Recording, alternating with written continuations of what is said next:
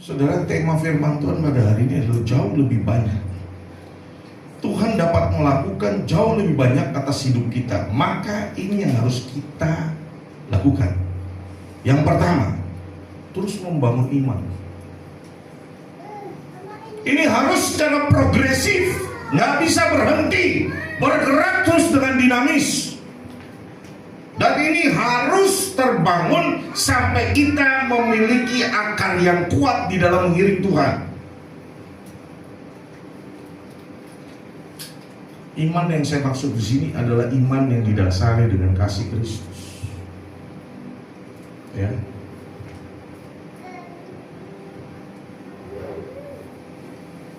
Kalau orang menyadari bahwa dia sudah ditebus, mengapa dia ditebus? Karena Tuhan cinta dia. Maka selanjutnya dia pasti akan menghargai korban Kristus. Dia akan menjaga jalan hidupnya, bukan malah sembarangan. Seenaknya melakukan perbuatan dosa. Bukan. Tapi justru dia menghargai. Aku sudah ditebus, walaupun aku tidak layak sebenarnya menerima kebaikan Tuhan, tetapi dia tetap menebusku. Maka sekarang aku harus melakukan yang baik. Jadi jangan dibolak-balik itu. Melakukan yang baik supaya dapat kemurahan Tuhan, bukan seperti itu, saudara. Tetapi karena mendapatkan kemurahan Tuhan, maka kita melakukan yang baik. Ya, itu yang namanya kasih karunia. Ya. Agar kita tetap atau terus dikuatkan dan diteguhkan dalam menghadapi situasi seperti apapun, bahkan situasi yang tersulit sekalipun dalam hidup kita. Kalau iman kita kuat, saudara, maka kita akan terus berani untuk tetap berdiri teguh menghadapi situasi yang sulit. Ya. Kalau menurut saya, saudara, situasi yang tersulit itu sebenarnya bukan finansial. Ya, kenapa? Karena kalau menurut saya ukuran kita kalau masih berputar di finansial itu masih belum. Ya, pengenalan kita akan Tuhan. Karena Yesus bilang, aku datang untuk memberimu hidup dalam segala kelimpahan. Itu jelas. Siapa yang bicara? Yesus.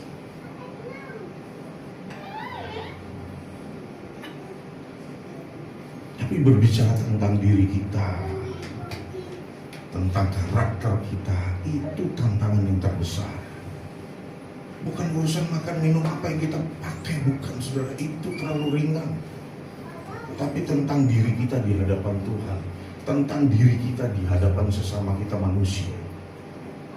Ya. Saudara, orang itu bisa dilihat dia memiliki sikap rendah hati atau tidak itu dari gestur, saudara, ketika berbicara dengan orang. Kalau dia menghargai orang yang diajak bicara, maka dia akan melakukan sikap tubuh yang bagus. Ya. Kami pernah berjumpa dengan mantan Presiden Indonesia, saudara. Berdampingan, ambil gambar sedekat begini. Itu pun kita jaga sikap betul-betul. Bagaimana dengan kita ketika kita mau datang sama Tuhan? Bisa nggak kita jaga sikap kita?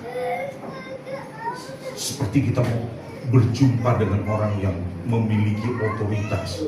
Presiden itu otoritasnya cuma di bumi, bukan hanya di bumi. Mungkin di area satu negara saja, saudara. Tetapi Tuhan itu punya kuasa di bumi dan di surga. Maka pada waktu datang sama dia, datang dengan kesungguhan hati,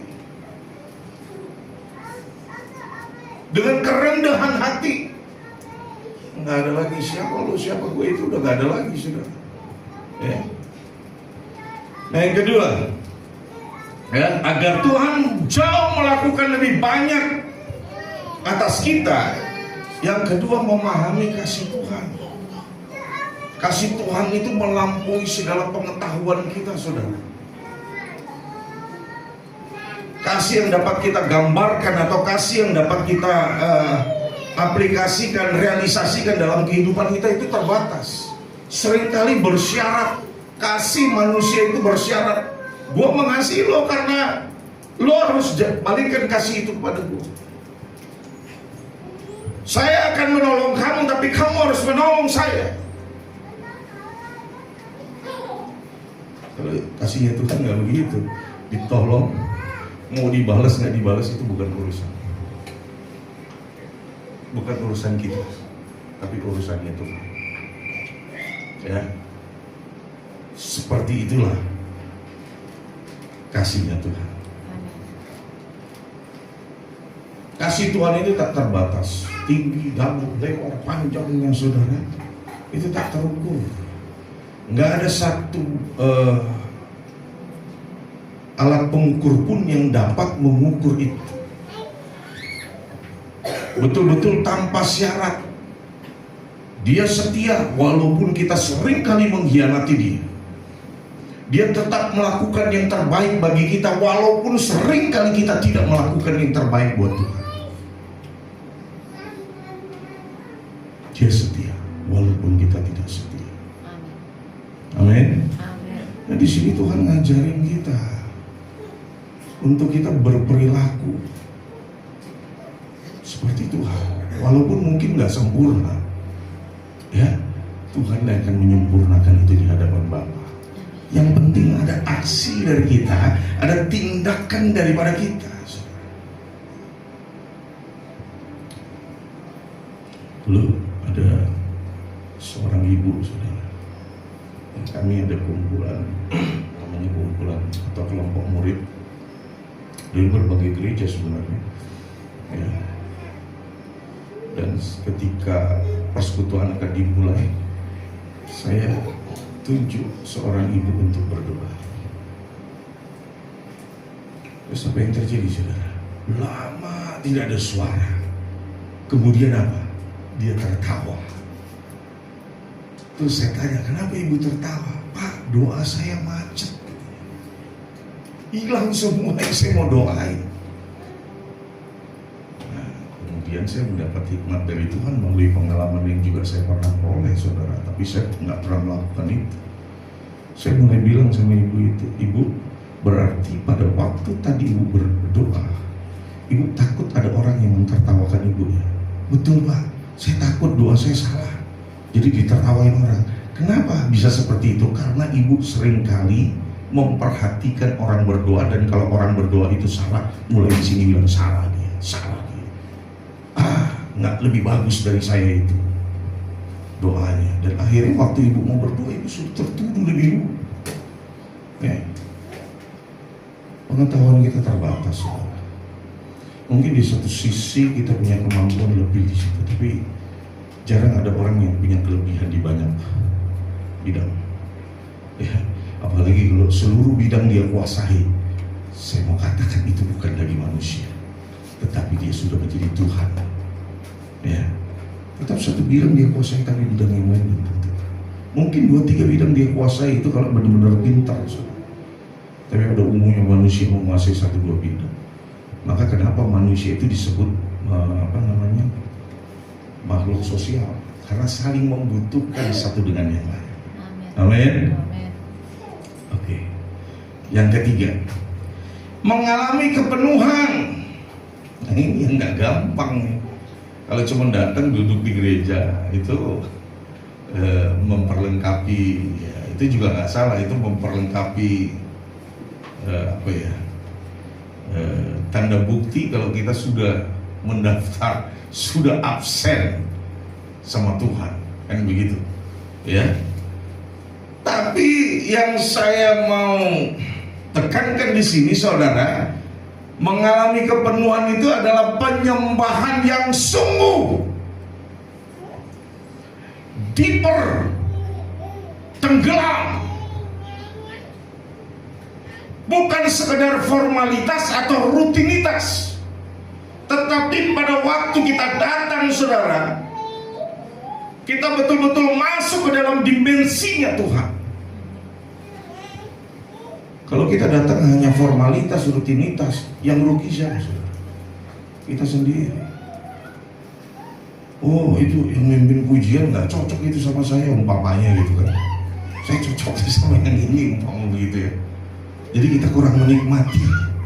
Saya lebih menikmati kalau dia memimpin. Oh, saya lebih suka kalau dia yang khotbah. Nah, yang sini nggak suka. Saudara, pada saat itulah kita sedang mengalami kerugian. Dan kalau itu berminggu-minggu, ya rugi terus, saudara. Ya.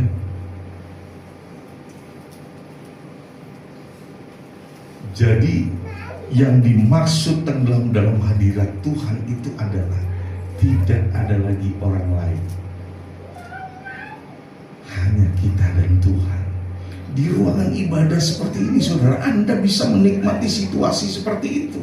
Hanya ada Anda dan Tuhan, tidak ada yang lain, saudara, sehingga betul-betul Anda menikmati hadirat Tuhan, mengalami kepenuhan Tuhan. Ya, jangan berpikir, nanti orang liatin saya, ya, nanti orang perhatikan saya. Gak usah. Ya. Saya punya pengalaman pribadi begini, saudara. Suatu ketika, ya, saya minta dibaptis, saudara. Tapi rupanya ya mungkin berusaha menghambat. Jadi dibilang, oh kamu nggak bisa dibaptis sekarang, nanti aja. Ya, kalau sudah bebas dari kampus biru, sudah tamat begitu ya, nanti baru boleh dibaptis. Karena nama nanti berubah. Wah, kita karena bodoh ya percaya aja gitu, saudara. Tapi tahu nggak, Tuhan yang bergerak dan bekerja. Tapi saya pernah hampir mengalami kerugian, saudara. Jadi pada waktu itu, saudara, saya mengikuti ibadah. Sementara saya mengikuti ibadah,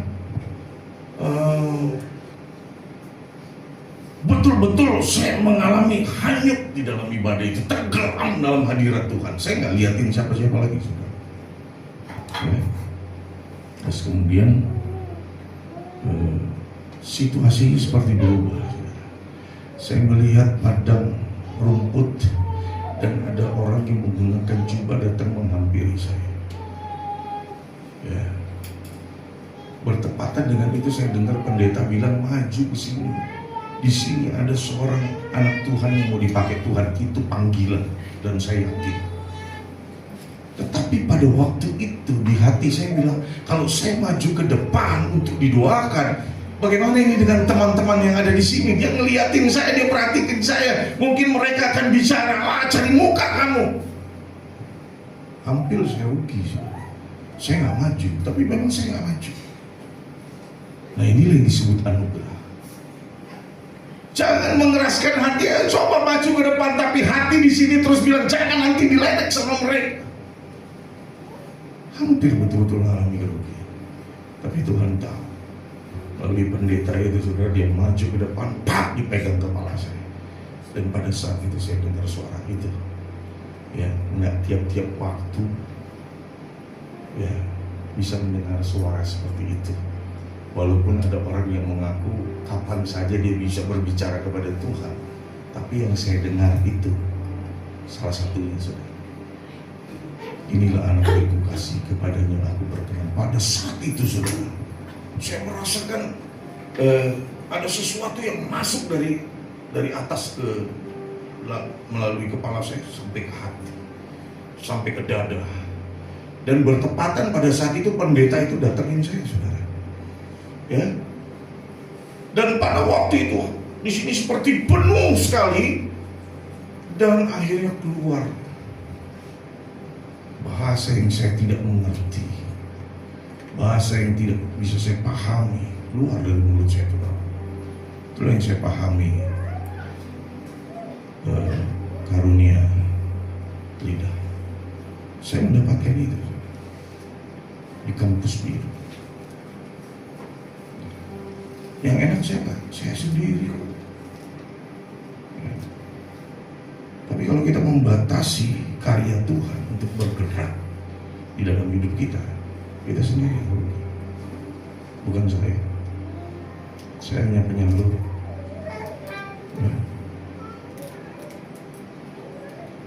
Nah, kalau ada mujizat terjadi, ada lawatan terjadi, saya bilang itu punya Tuhan. Orang yang sakit sembuh udah terlalu banyak, saudara. Udah bicara, udah yang dibaptis ratusan, saudara. Untuk di Pontianak aja, belum lagi di Holy Land, terlalu banyak itu. Ya, tapi itu, ya itu untuk Tuhan aja lah. Saya bukan apa-apa, saya bukan siapa-siapa. Tapi Tuhan yang memakai saya untuk menjadi alatnya.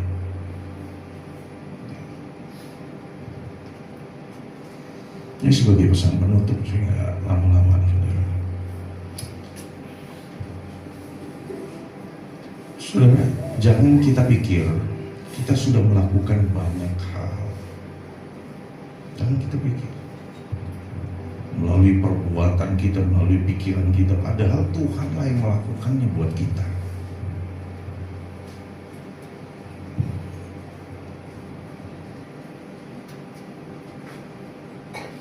Apakah saya nggak pernah mengalami titik rendah dalam hidup? Ada, saudara. Berapa banyak? Sering kali, saudara. Tapi kami berusaha mengatasinya untuk keluar, karena kami tahu panggilan kami itu panggilan yang pasti. Kalau saya dipanggil untuk menjadi seorang pelayan Tuhan, itu panggilan yang pasti, dan kami tidak ragu sedikit pun di situ. Ya. Nah, sekali lagi jangan kita pikir kita sudah banyak lakukan banyak hal melalui pikiran kita, melalui perbuatan kita, padahal Tuhanlah yang melakukannya itu bagi kita. Karena kuasa Tuhan itu bekerja di dalam diri kita, dalam hidup kita. Nah, oleh sebab itu saudara sadarilah, sampai saat ini Tuhan itu bekerja dalam hidup kita, supaya engkau akan berangkat dari anugerah kepada anugerah, sampainya di sana. Ya, berangkatnya dari anugerah, sampai juga di dalam anugerah. Bukan hanya perkataan aja, saudara. Orang bisa bilang hidup dalam anugerah perkataan doang gitu ya. Hidup dalam anugerah itu seperti apa? Saya ngajarin di sini supaya kita semua punya pengalaman, walaupun mungkin berbeda jalannya, tapi paling tidak akan ada banyak orang yang hidup di dalam anugerah Tuhan. Amin. Alamilah kuasa Tuhan, andalkan Dia sehingga kita dapat bekerja untuk setiap panggilannya. Itu tadi, saudara, mesti yakin posisinya di mana. Keinginan bisa aja, saudara, ya, tapi keinginan itu sesuai nggak? Keinginan itu betul-betul ada dalam tuntunan Tuhan nggak? Gitu ya. Khususnya buat orang-orang yang melayani Tuhan. Saudara, jadi seorang gembala itu bukan hanya jadi gembala, tapi gembala harus punya kemampuan, punya visi untuk membawa jemaat-jemaat yang dilayani bertumbuh dan berkembang ke arah Kristus. Itu, ya. Bukan hanya berkhotbah gini, enggak. Harus ada arahan kepada jemaat untuk jemaat bisa mengalami terobosan-terobosan. Tapi yang menjadi masalah di sini adalah kalau yang diarahkan susah. Kalau yang diarahkan nggak mau, nggak bisa dipaksa. Gitu. Ya. Tapi kalau mau, pasti akan mengalami pertumbuhan. Paling tidak seorang gembala memiliki pengetahuan firman Tuhan, dan seorang gembala juga punya pengalaman dalam hubungan dengan Tuhan,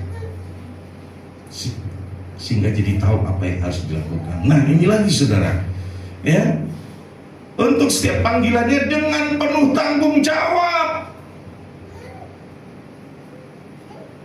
Banyak orang, saya juga yang jabar ini gimana?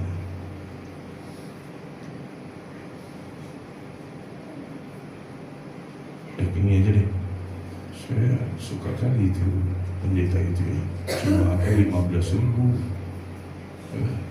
boleh jadi besar. Nah, pengen kayak begitu.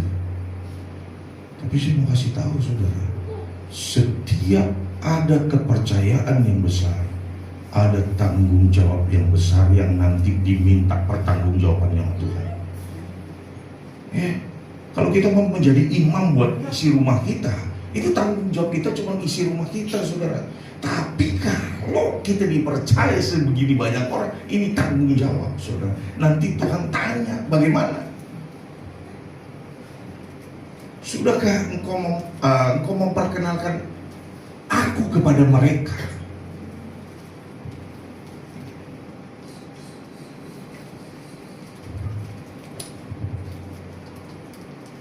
Sampai hari ini sejak 2005, saudara, saya bertanggung jawab di hadapan Tuhan tentang nama Yahweh. Saya konsen di situ. Ada nggak tantangan? Ada nggak? Dimusuhin orang nggak? Dimusuhin, difitnah, di ini itu. Saya nggak peduli. Karena saya tahu, saya yakin itu benar, saya melangkah dalam kebenaran. Dan akhirnya lambat laun orang bisa menerima, saudara.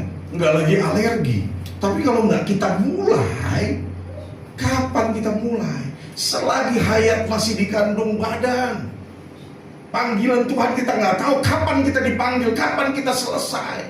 Kalau kita belum bersaksi bagaimana? Kalau kita belum berbicara tentang kebenaran bagaimana? Saudara, makanya mesti berani. Saya saranin orang-orang di gereja YHS Philadelphia ini mesti jadi orang-orang yang berani untuk bersaksi. Amin. Iya katakan iya, tidak katakan tidak di dalam kebenaran. Percaya saudara, kalau Anda berani seperti itu, Anda bisa komplain sama Tuhan kalau Tuhan angkat kamu. Tapi kalau kau belum berani, kau mau komplain gimana? Kau harus berani, ya, punya kerendahan hati. Amen. Ya, sehingga firman Tuhan digenapi. Amin.